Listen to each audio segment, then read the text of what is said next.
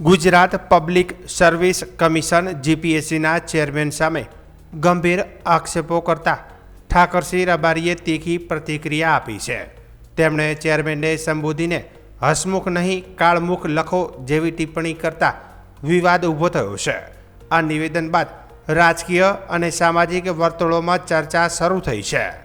ઠાકરસિંહ રબારીએ આક્ષેપ કર્યો કે ભરતી પ્રક્રિયા અને નિર્ણયોમાં સમાનતા ન રાખવામાં આવી રહી છે તથા જાતિ આધારિત ભેદભાવ કરવામાં આવી રહ્યોનો ઇશારો કર્યો છે।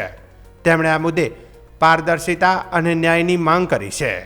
તો બીજી તરફ જીપીએસસી તરફથી આ અંગે સત્તાવાર પ્રતિક્રિયા જાહેર કરવામાં આવી નથી। આ નિવેદનને લઈને સોશિયલ મીડિયા પર મિશ્ર પ્રતિસાદ જોવા મળી રહ્યો છે। તો કેટલાક લોકો તેને ગંભીર મુદ્દો ગણાવી તપાસની માંગ કરી રહ્યા છે, જ્યારે કેટલાક લોકો જાહેર મંચ પર આવી ભાષાનો ઉપયોગ યોગ્ય ન હોવાનું કહી રહ્યા છે। હાલમાં સમગ્ર મામલો ચર્ચામાં છે।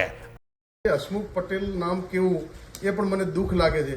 મને ખૂબ હસમુખ પટેલ ઉપર પ્રેમ હતો કે મારા બનાસકાંઠાના પનોતા પુત્ર હોય ને આવડી જવાબદારી જ્યારે હોય, પરંતુ આજે દુઃખ લાગે છે તમારા પિતાશ્રી બાલુંદ્રા ગામમાં તમારો જન્મ થયો છે, અમીરગઢ તાલુકાનો, અને બનાસકાંઠાનો આપ ગૌરવ હતા, પરંતુ તમે પટેલ નામ પાછળ તો લગાડવું જ ના જોઈએ, કારણ કે પટેલો તો આ દેશની આઝાદી અપાવવા માટે સરદાર પટેલે આઝાદી અપાવી। તમારા નામ પાછળ અને હસમુખો ચહેરો આવું સુંદર નામ, અને તમારા કર્મો કાળા થઈ, હસમુખ નહીં પણ કાળમુખ નામ તમારું રાખવું જોઈએ।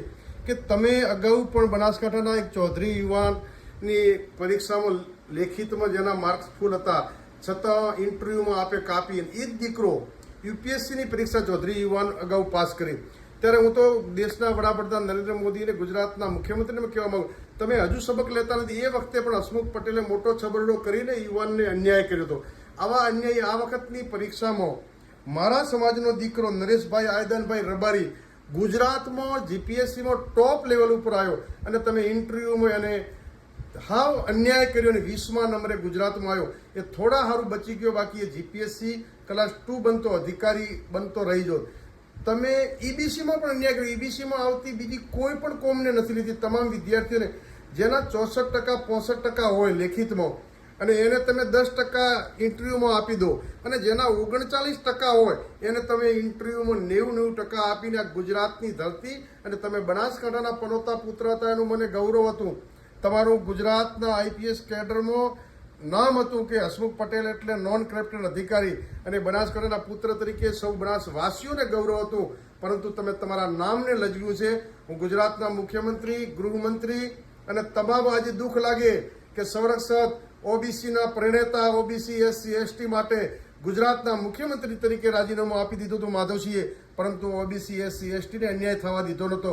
આજે જ્યારે ઓબીસી એસસી એસટી સમાજો હોય કે ઈબીસીના તમામ સમાજ, તમે જાતિવાદનું ઝેર ફેલાવીને આજે દીકરાઓ પોતાના ઉજ્જવળ ભવિષ્ય માટે જીપીએસસીની પરીક્ષા આપતા હોય, અને તમે એને તમારા પાપના ઘડાઓ તમે અન્યાય કરો, તમે કરપ્શન નથી કરતા, તો તમે જેના 64-65% હોય એને તમે ઇન્ટરવ્યુમાં 10% 15% આપીને અન્યાય કરી રહ્યા છો, અને જેને 39% હોય 40% એને તમે ઇન્ટરવ્યુમાં 90% આપો, માત્ર ને માત્ર એક જ વ્યક્તિઓને આવું અન્યાયકારી વલણ તમે બંધારણીય હોદ્દા પર બેસીને કરી રહ્યા છો। ત્યારે ગુજરાત સરકારના માનનીય મુખ્યમંત્રી શ્રી, માનનીય ડેપ્યુટી મુખ્યમંત્રી શ્રી હર્ષભાઈ સંઘવીને વિનંતી કરું છું કે આ તમામ સમાજોને અન્યાય થઈ રહ્યો છે, અને આ હસમુખભાઈ જે જાતિવાદનો ઝેર ફેલાવીને ગુજરાતની ધરતીને કલંકિત કરવાનું કામ કર્યા છે, તાત્કાલિક એમને આ બંધારણીય હોદ્દા ઉપરથી નહીં હટાવવામાં આવે તો ગુજરાતના તમામ સમાજો સડકથી સંસદ સુધી જ્યાં લડવું પડે ત્યાં લડશે। પરંતુ આ તમામ દીકરાઓ જ્યારે પરીક્ષા આપતા હોય અને એમના જિંદગીના અરમાનો રોળી દેવાનું જે પાપ કરી રહ્યા છો, એનો મતલબ તો તમે જેને 40% વાળાને 39% વાળાને 90 ઇન્ટરવ્યુમાં આપો છો 90 ગુણ, એનો મતલબ તમે કરપ્શન કોઈને કોઈ દ્રષ્ટિએ કરતા હશો તો જ આ રીતે 90 ગુણ આપતા હો। બાકી જે લેખિતમાં ફર્સ્ટ નંબરે હોય અમારો દીકરો આયદનજીનો દીકરો ભાઈ નરેશ, અને નરેશને તમે આખા ગુજરાતમાં લેખિત પરીક્ષામાં ફર્સ્ટ હોય અને ઇન્ટરવ્યુના માર્કસમાં તમે કાપી અને તમામ સમાજોનું અપમાન કર્યા છો। ગુજરાત સરકારને માનનીય મોદીજી તાત્કાલિક પગલાં લઈ અને આ બંધારણીય હોદ્દા ઉપરથી હસમુખભાઈને હટાવે, એમનું નામ પણ હસમુખ નહીં કાળમુખ રાખવું જોઈએ। આવા અધિકારીએ જે ગુજરાતની ધરતી અને બનાસકાંઠાના પુત્ર થઈ અને તમે કલંકિત કર્યું છે, દુઃખદ બાબત છે। તાત્કાલિક બંધારણીય હોદ્દા ઉપરથી એમને હટાવવામાં નહીં આવે તો ગુજરાતની જનતા જ્યાં લડવું પડે ત્યાં લડીશું।